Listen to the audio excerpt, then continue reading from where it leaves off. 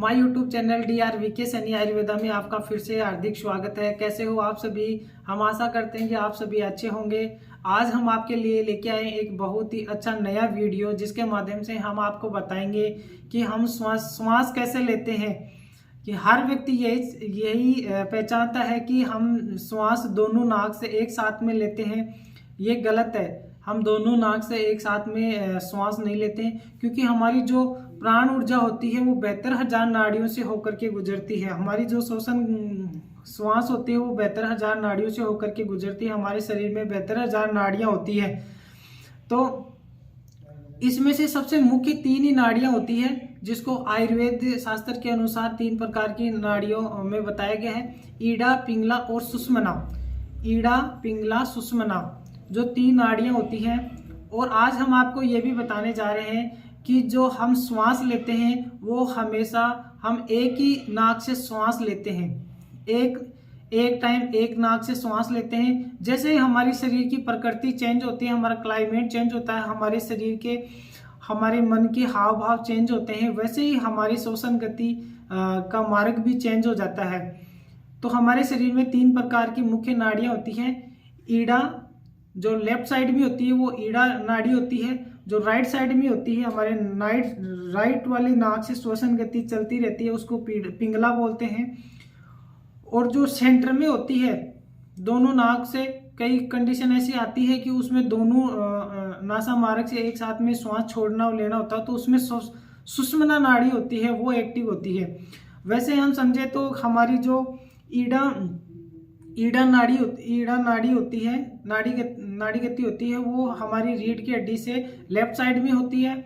और जो पीड़ा नाड़ी होती है, पिंगला नाड़ी होती है, वो हमारी रीढ़ की हड्डी से राइट साइड में होती है। और जो सुषुम्ना नाड़ी होती है वो हमारी रीढ़ की हड्डी के बीच में होती है।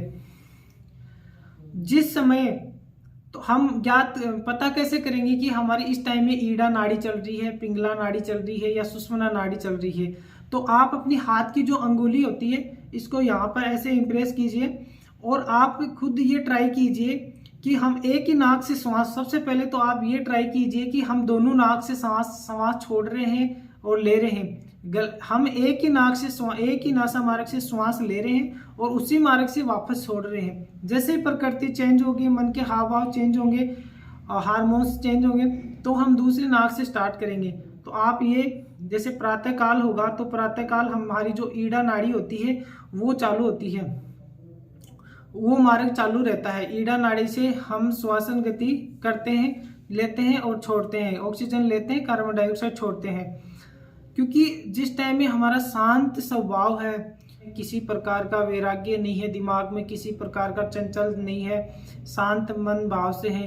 क्योंकि प्रातःकाल हमारा मन होता है वो बहुत ही शांत प्रिय होता है, वो बहुत ही कोमल, बहुत ही शांत प्रिय होता है। तो हमारी जो ईड़ा नाड़ी होती है उससे श्वसन गति चलती रहती है।